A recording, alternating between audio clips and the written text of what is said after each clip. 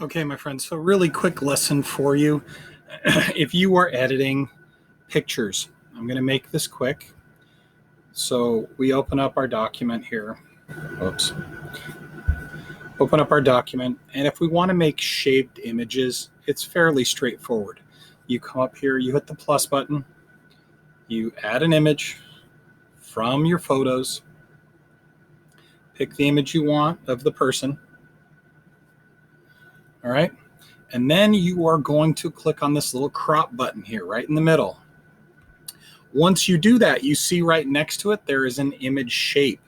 You click on that, make it a circle, and it will kind of distort a little bit, but you just make it the right shape to fit a big fat round melon.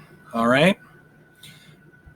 You can move your stuff around. You're going to see that that's going to leave an imperfect shot at the top, but it doesn't really matter. We click out, and there is your circular image, which you can now reshape and resize. And that will be your image right here at the top that you're going to replace with.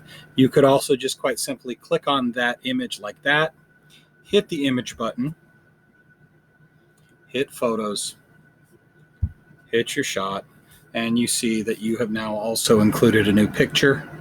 You just changed it from what was there to what was there before. I'm going to undo that because I don't really want to have that image there. But that is your quick lesson on how to, it's called masking. You're going to mask shapes. So there it is. If I did it too fast, just go back and watch it again, slow it down. You should be going, my friends. Thought that would help today. Got a couple questions about it. Have a great day.